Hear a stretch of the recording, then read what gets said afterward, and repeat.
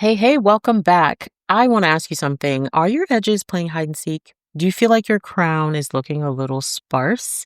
Or maybe you're twist out and your styles just don't stretch like they used to? Listen, it's not just age. It's definitely not vanity to be concerned about it. It's biology, and also what's on your plate might be playing a bigger role than your hair products.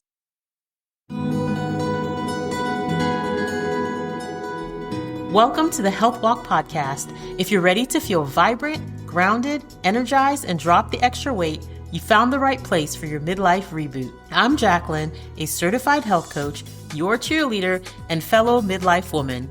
On this podcast, I'll provide methods to help you manage your hormones, action steps to take care of yourself, and move you to the top of your priority list, sustainable ways to lose the weight that is no longer yours to carry, and so much more.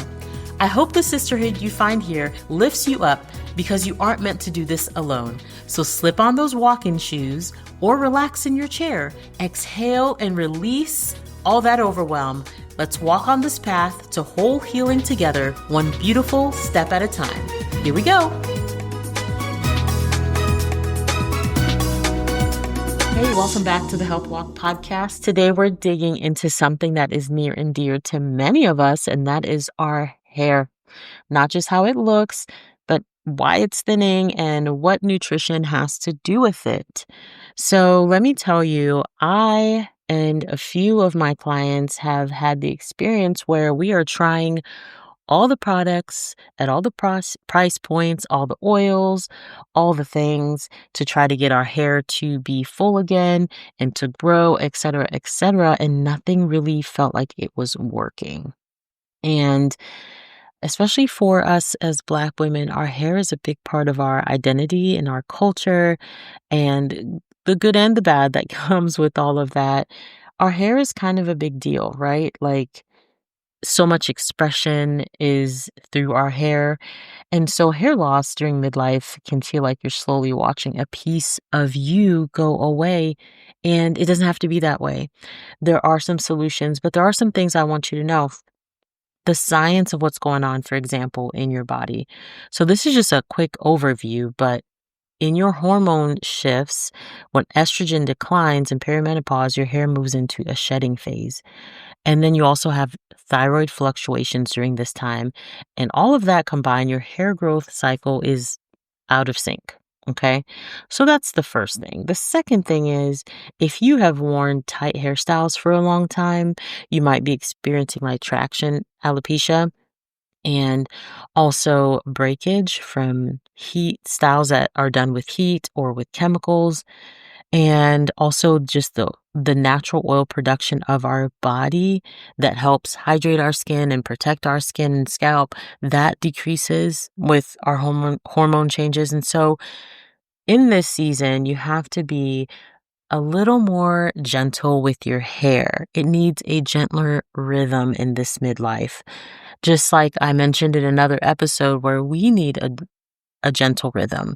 It's okay to rest. It's okay to slow down in periods of your life in order to speed back up, right? So same thing with your hair. It needs a little more gentleness.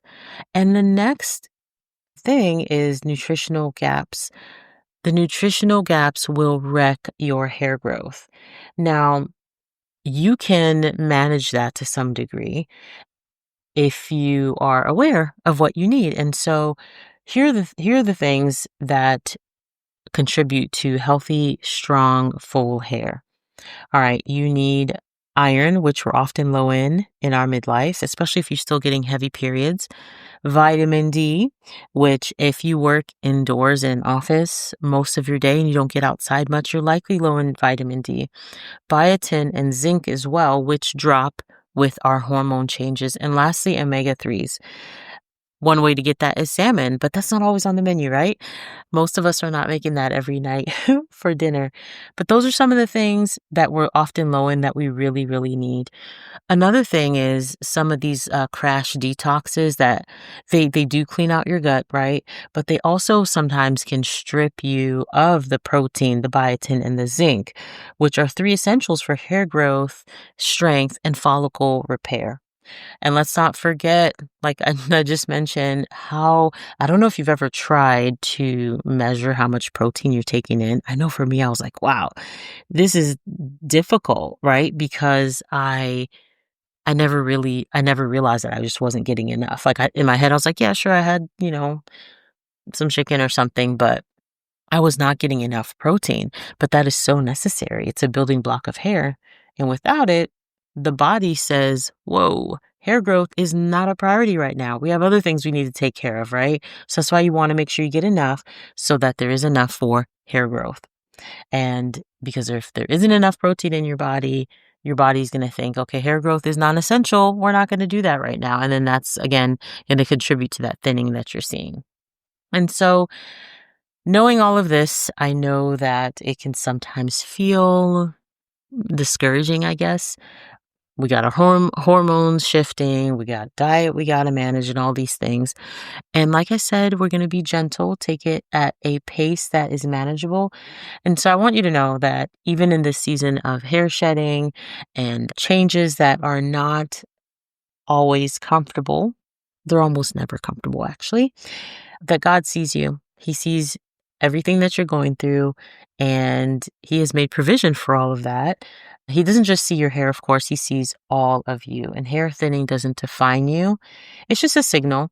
It's a message that our body is giving us that we're becoming something new. And it's also telling us that rebuilding and restoring and becoming new is possible, right? If your body wasn't telling you anything, and it's just falling apart with no signals, that wouldn't be helpful. So look at the signals as your body telling you, hey, I need a little something, and there's opportunity for repair.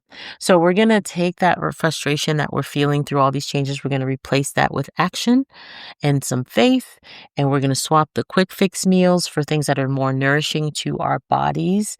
I have for you a list of foods that are nourishing for your body and your hair. And if you click the link, I will send that to you. I also have a 5-day beginner gentle detox that nourishes you while it resets your system. And for some people, they see that it gives them more energy. They're sleeping better. Others have noticed some weight loss, and you can join that as well. It's not about stress and strict things. It's going to be, again, a grace pace. We're going to focus on food. We're going to focus on rest and moving at a rhythm that is beneficial to you. Thank you again for taking some time to listen today. I really hope that this was a blessing to you and that there was something that you can take away. Share this with a friend because thinning hair is common, but suffering in silence doesn't have to be. All right. So keep walking in health, in faith, and in power. And today I encourage you to try an avocado. See where you can incorporate it into your meals. All right. Till next week. Enjoy your health. Thank you for the gift of your time today. I hope today's episode felt like a breath of fresh air you didn't even know you needed. And just in case no one's told you lately, you are worth it. If you found this episode helpful, it would mean so much if you'd follow the show, leave a quick review, or send it to a friend who's walking through her own beautiful midlife mess. Let's build this community of women who are done just getting by and ready to feel amazing again. And hey, if you're looking for more support, head over to the show notes with a link where we can stay connected. Remember this, you are worthy of the same love and energy you pour into everyone else. Be gentle with yourself, and I'll see you next time, same place, same heart, one powerful step at a time. Till next time, enjoy your journey.